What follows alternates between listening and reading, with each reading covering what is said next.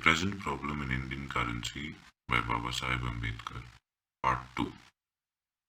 So far for the first question. Now, I turn to the another question arising out of this controversy, namely, at what rate should we stabilize our currency? Interpreted in terms of purchasing power, the question reduces itself to this.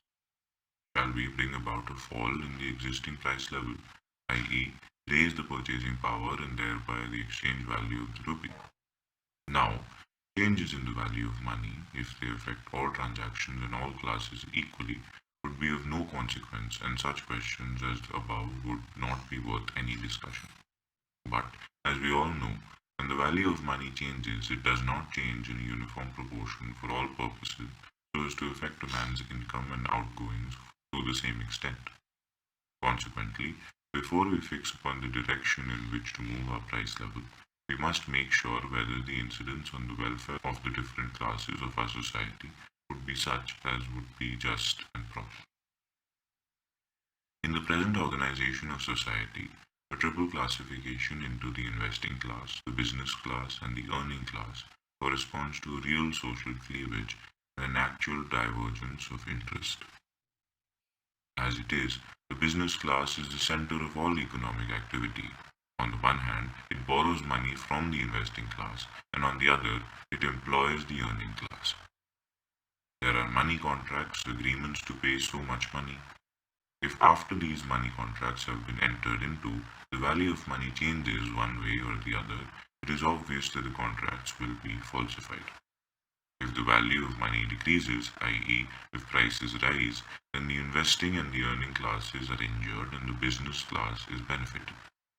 The investing class and the earning class, it is true, do get from the business class the amount of money contracted for, but it will be seen that when owing to the rise of prices the businessman is getting more money for his product than he would have got if the value of money had remained stable, he is not only paying to the other classes the same amount of money, but he also is payable them in money of smaller worth. In the same way, if the value of money increases, i.e., if prices fall, then the business class is injured and the investing and the earning classes are benefited. As, before the businessman no doubt pays to the investing and earning classes the same amount of money contracted with them. But it will be seen that when owing to the fall of prices the businessman is getting less money for his product than he would have got if the value of money had remained stable, he is not only paying to the other two classes the same amount of money, but he is also paying them in money of greater worth. Clearly then, if we move down towards 2S ratio, i.e. bring about a fall in our prices, we shall be favoring the investing and the earning classes of our society. On the other hand, if we move up towards 1:4D ratio, we shall be favoring the business class of our society. To be just, an exhaustive estimate ought therefore to be made of the volume of outstanding money contracts entered into by the business class according to the government, with the investing and earning classes classified according to their age. It will then be found that the contracts outstanding at any given time include those made at any and every stage of preceding depreciations and appreciations over the last 100 years. To do justice to each and every one of them, it would be necessary to fix upon different standards according to the value of money prevailing at the time when they were made. But it would be a physical impossibility to make separate standards for separate contracts. If all contracts now existing had been entered into in 1914, then ideal justice would clearly require us to restore the pre-war of currencies by such deviations as would reduce the general level of prices to exactly that of 1914. If, on the other hand, it was found that all contracts now existing happened to be entered into 1924, justice would require that we should retain the level of 1924. Undoubtedly, the best we can do is to move between these two extremes. Now, the two extremes of the exchange value of our rupee during the period are 1s37/8d and 1s6d. This may be surprising to some, for it is well known that at one time the rupee had gone to 3 shillings and our statute recognizes the rupee's equivalent to 2s gold. But, in my opinion, we must disregard that together. It may at once be said that among the reports published by the various committees that were appointed from time to time to investigate into Indian currency, none was so stupid as the report of the Babington-Smith Committee, on whose recommendations the statute was formed. It was such an ignorant committee that it could not understand the problem it was appointed to investigate, and consequently it ended by making a mess of things. As is well known, the committee reported that the value of the rupee should be raised to 2s gold. That was tantamount to saying that the rupee had appreciated, that in other words, prices in India had fallen. How did the facts stand? The following table conveniently sums up the whole story. Date 1914. Price of bar gold in India, Bombay, per tola of 180 grams, 24 to 10. Price of silver in India, Bombay, per 100 tolas, 65 to 11. Index number per prices in India, not given. 1915, 24 to 14, 61 to 2, 112. 1916, 27 to 2, 78 to 10, 125. 1917, 27 to 11, 94 to 10, 142.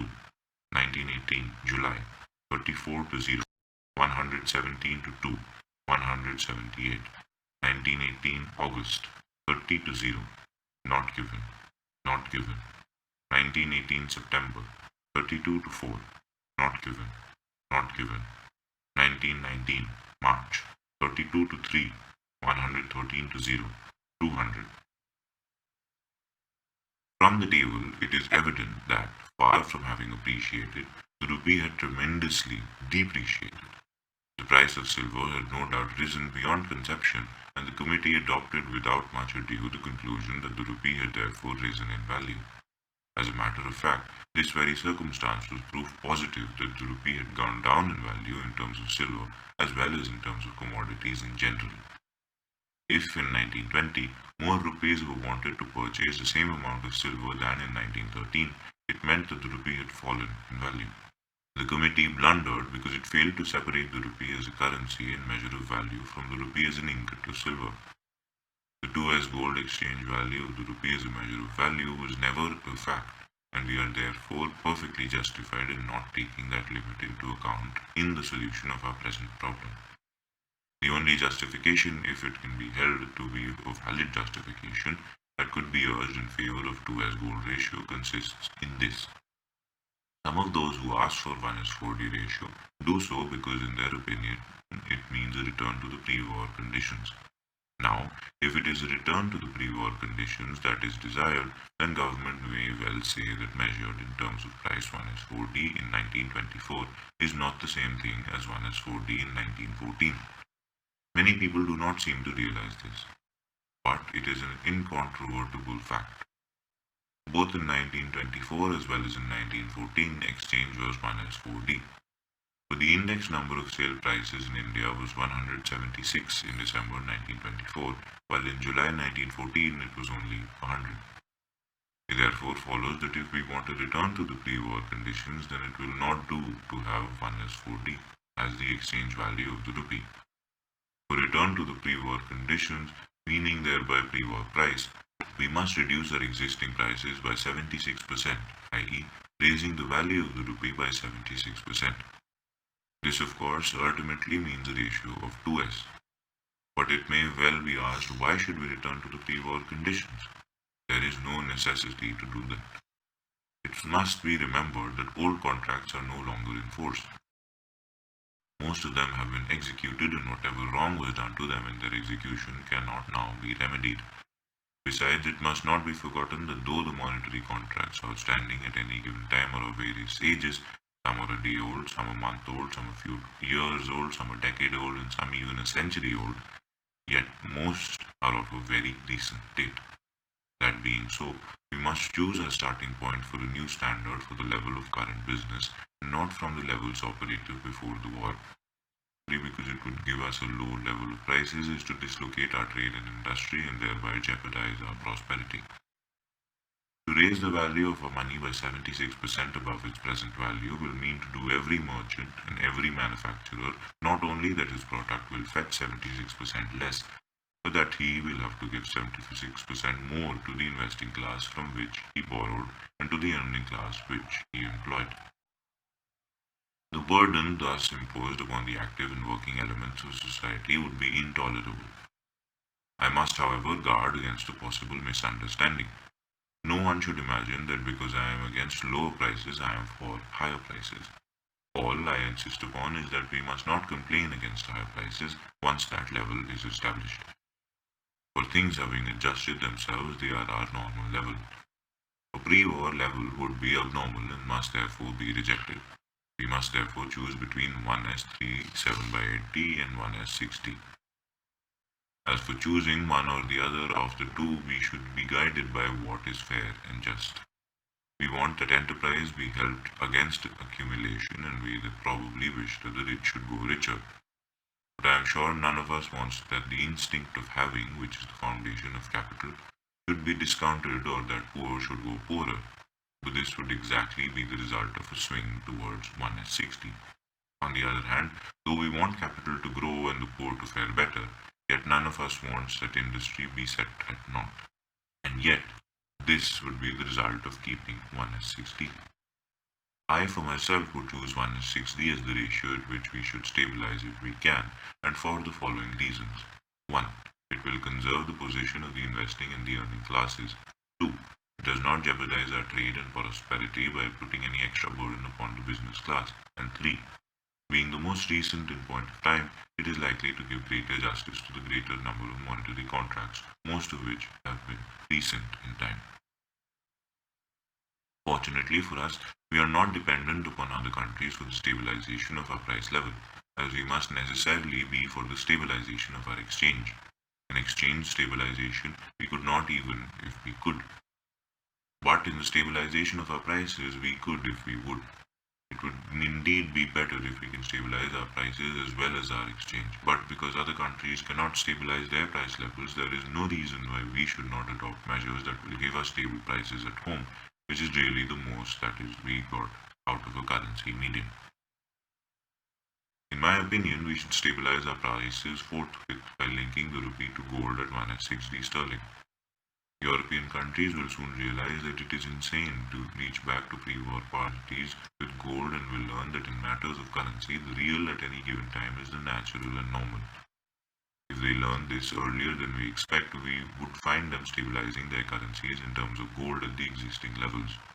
In that case, gold will again begin to function as an international standard of value, and we shall have a stable exchange.